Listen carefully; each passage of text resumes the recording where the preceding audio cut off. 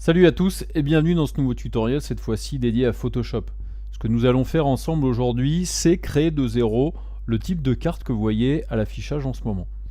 Donc ce tutoriel sera relativement complet puisqu'il va vous permettre de voir différentes techniques, que ce soit des techniques de calque, des techniques de style, des techniques de masque, des techniques aussi de communication entre Illustrator et Photoshop pour arriver à vos fins, c'est-à-dire ce type de carte qui pourrait tout à fait servir de support, soit un jeu de plateau, soit un jeu vidéo. Donc j'espère que ce tutoriel va vous plaire et je vous dis donc à tout de suite. Alors, j'ai fini au niveau des noms, j'ai mis un petit peu n'importe quoi, donc bien entendu c'est beaucoup plus simple quand on a vraiment en fait la source exactement des noms. Là c'est vraiment de l'improvisation, tout ce qu'il y a de plus basique. Maintenant qu'on a déjà du coup plusieurs petites choses qui nous permettent donc d'avoir une carte un petit peu complexe, bien entendu, si l'aspect du texte ne vous plaît pas, si la police ne vous plaît pas, si la taille ne vous plaît pas, vous pouvez tout à fait sélectionner tous les textes en sélectionnant une, en appuyant sur Shift en même temps, utiliser l'outil de texte, venir par exemple changer la dimension si vous trouvez qu'ils sont trop gros. Donc là effectivement ils étaient à 12 points, c'est peut-être beaucoup, je peux peut-être mettre 11, ce qui sera largement suffisant pour ce que l'on a besoin d'afficher.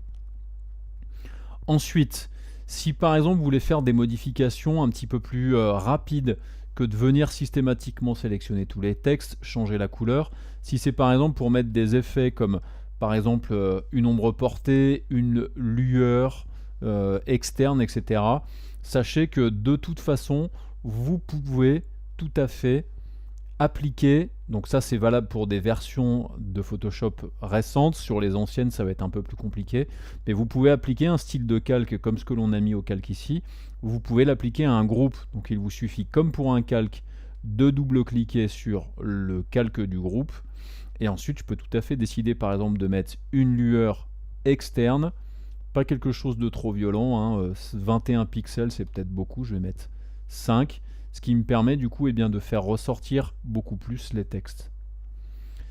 Ensuite, donc là ce que je voulais faire maintenant c'était mettre un effet de texture qui va me permettre donc de donner la texture principale à la totalité de ma carte.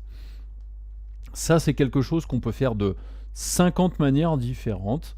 Donc je vais vous montrer une technique, je vous en montrerai peut-être une deuxième pour procéder. Moi ce que je fais systématiquement quand je dois appliquer une texture à la totalité d'une surface, j'utilise la fonction remplir avec un motif.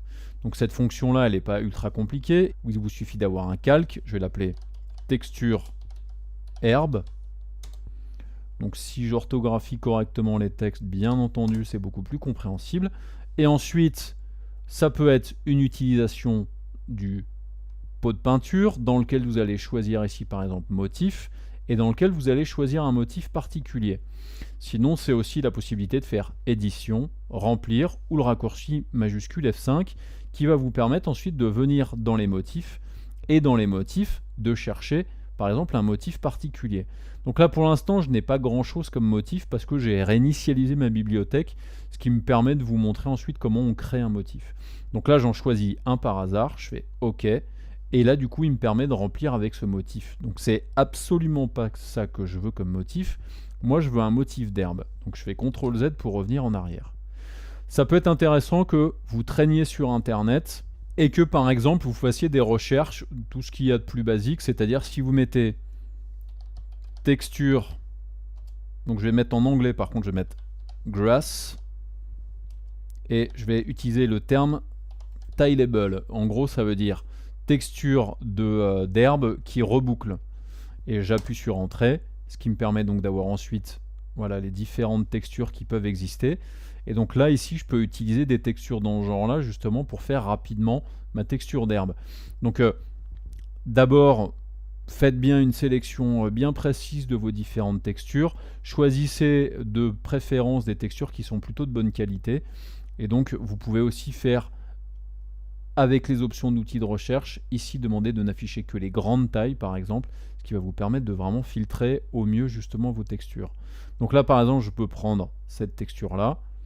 Maintenant qu'elle s'affiche, je peux décider rapidement en fait de récupérer pour l'amener tout de suite dans Photoshop. Donc je peux faire un clic droit sur l'image, je fais copier l'image, et ensuite je vais dans Photoshop, et là je vais faire un nouveau document à l'aide de l'image que j'ai copiée. Donc je fais CTRL-N, qui est le raccourci pour créer un nouveau document, c'est l'équivalent de faire fichier nouveau. Donc là en fait normalement si vous avez copié l'image correctement, elle est stockée par l'ordinateur dans le presse-papier, et donc Photoshop va se souvenir de la dimension de l'image que vous êtes en train de copier. Et là je fais OK, et après il me suffit juste de faire édition, coller, et il me colle la texture directement dedans. Cette texture là je vous conseille de la sauvegarder, donc vous faites fichier, enregistrer sous, et là dans texture on va l'appeler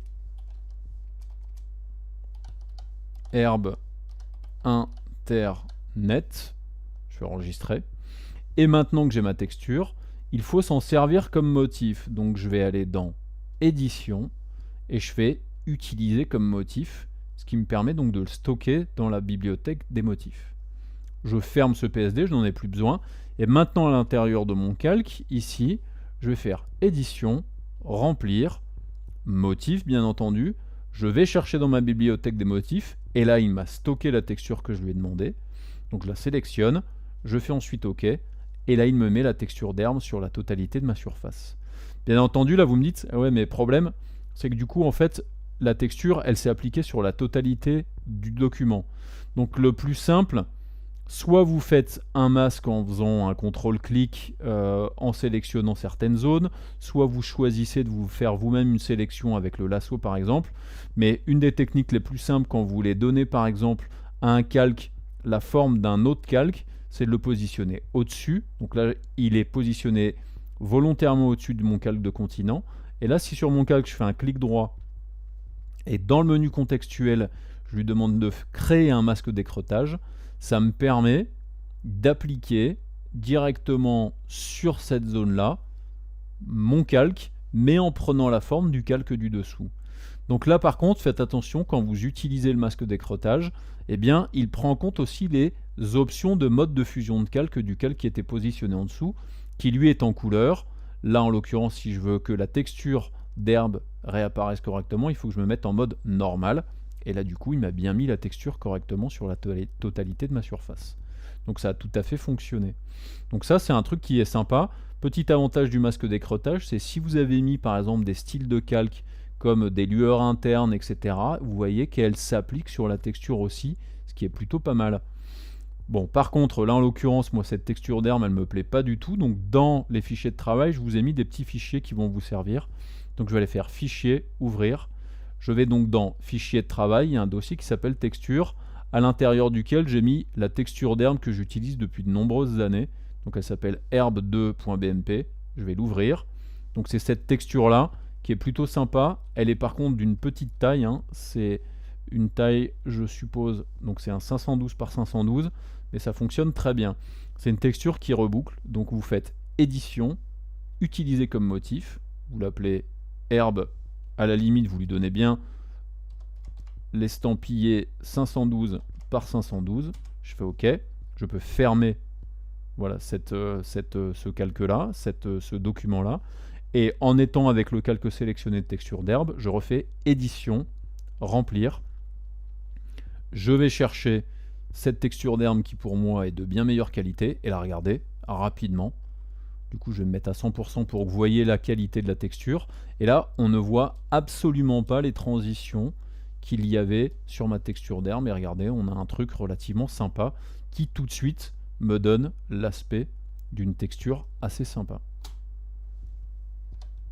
Donc ça c'est une technique que j'utilise quasiment tout le temps, ça va nous permettre rapidement en fait d'avoir un look assez sympa sur notre carte.